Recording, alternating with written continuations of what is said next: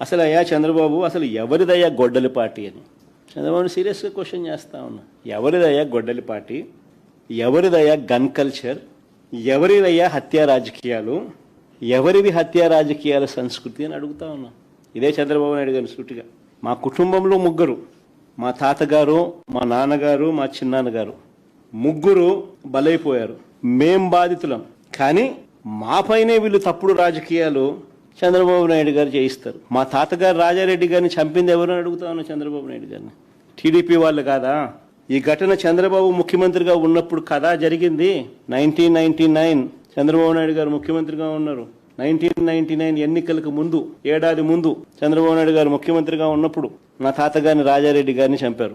కేవలం నాన్నగారిని రాజశేఖర రెడ్డి గారిని పులివెందులకి కట్టడి చేయాలి అన్న ఒక్క రాజకీయ కోణంతో ఆ కేసులో దోషులను బరితెగించి హైదరాబాద్ తెలుగుదేశం పార్టీ సెంట్రల్ ఆఫీస్లో ఎన్టీఆర్ ట్రస్ట్ భవన్లో పెట్టి అధికార దుర్వినియోగం చేసి వాళ్ళని రక్షించినారు, జైలుకు కూడా పంపకుండా. మరి ఇది ఎవరిదయ్యా క్రిమినల్ బ్రెయిన్ చంద్రబాబు గారు అని అడుగుతా ఉన్నా. మా నాన్నగారి విషయంలోనూ అంతే. మా నాన్నగారు చనిపోక మునుపు 2-3 రోజుల కిందట అసెంబ్లీ సమావేశాలు జరుగుతూ ఉన్నాయి. అప్పట్లో ఆ అసెంబ్లీ సమావేశాలు క్లిప్పింగ్స్ ఒకసారి చూడండి మీరు కూడా. చంద్రబాబు నాయుడు గారు అన్న మాట అసెంబ్లీలో, నువ్వు అసెంబ్లీకి ఎలా వస్తావో నేను చూస్తానన్నాడు. చంద్రబాబు నాయుడు గారు అన్న ఈ మాట తర్వాత 2-3 రోజులకి నాన్నగారు చనిపోయారు, హెలికాప్టర్ యాక్సిడెంట్.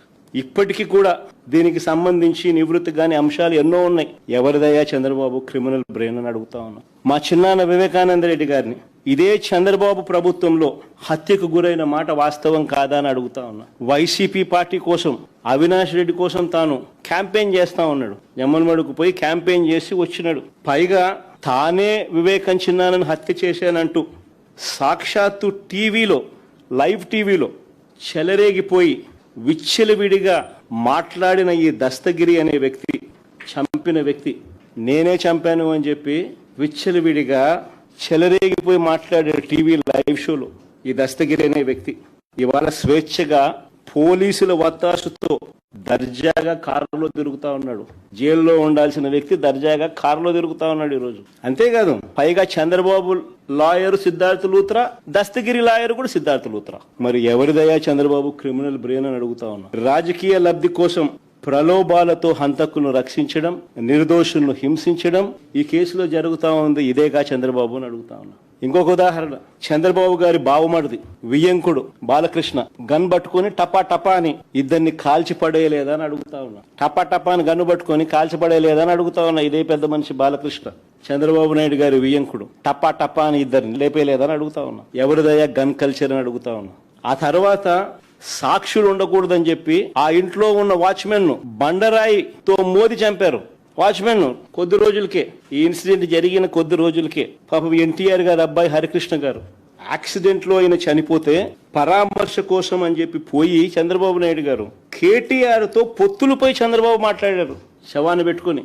మరి ఎవరిదయ్యా శవ రాజకీయాలని అడుగుతా ఉన్నా.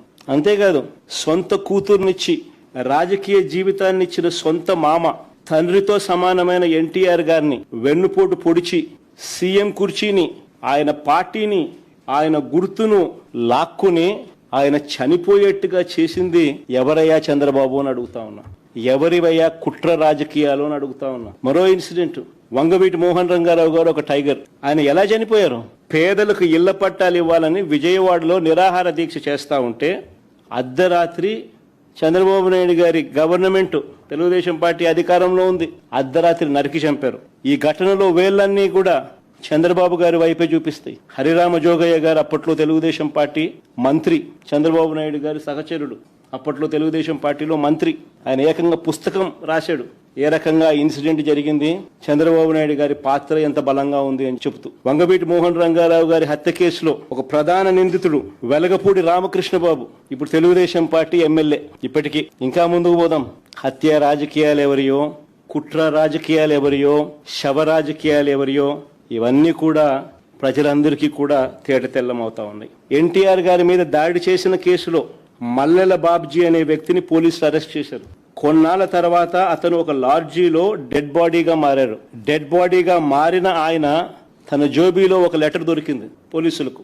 ఆ లెటర్ సారాంశం ఏమిటంటే తనకు 3 లక్షలు ఇస్తానని చెప్పి చివరికి 30,000 ఇచ్చారని దాని సారాంశం. అసలు ఎన్టీఆర్ మీద దాడి కోసమే డబ్బులు ఇచ్చారా, అది నిజమైతే ఇచ్చిందెవరు అన్న దానిపై దర్యాప్తు లేదు.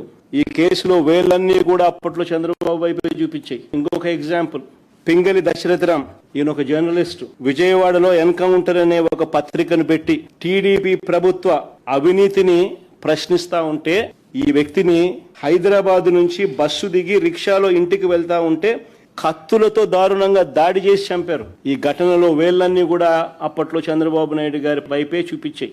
అడుగుతా ఉన్నా చంద్రబాబు నాయుడు గారిని, ఎవరి అయ్యా హత్య రాజకీయాలు, ఎవరి అయ్యా కుట్ర రాజకీయాలు, ఎవరి అయ్యా శవ రాజకీయాలు? ఇదే పెద్ద మనిషి చంద్రబాబు నాయుడు గారు గురించి మాట్లాడుతూ ఆయన తోడల్లుడు దగ్గుపాటి వెంకటేశ్వరరావు గారు ఏకంగా పుస్తకం రాశాడు. అనేక టీవీలలో ఆయన ఇంటర్వ్యూలు కూడా ఇచ్చాడు. ఆయన అన్న మాటలు ఆయన పుస్తకంలో రాసినటివి. ధర్నాలు ఆందోళనల సమయంలో బస్సులు తగలబెట్టాలంటూ చంద్రబాబు పార్టీ క్యాడర్కు చెప్పేవాడని, బస్సులు తగలబెట్టకపోతే ఆ ధర్నాలు కావంట. నేను కాదని ఈ మాటలు స్వయంగా ఆయన తోడల్లుడు దగ్గుబాటి వెంకటేశ్వరరావు గారు అనేక టీవీ ఇంటర్వ్యూలలో ఆయన రాసిన పుస్తకంలో చంద్రబాబు నాయుడు గారి కుట్రలు, రాక్షస రాజకీయం గురించి వివరించిన మాటలు ఇవి. హరిరామ్ జోగయ్య గారి గురించి కూడా నేను ఇంతకు ముందే చెప్పాను. ఆయన కూడా చంద్రబాబు నాయుడు గారి సహచరుడు, మంత్రి.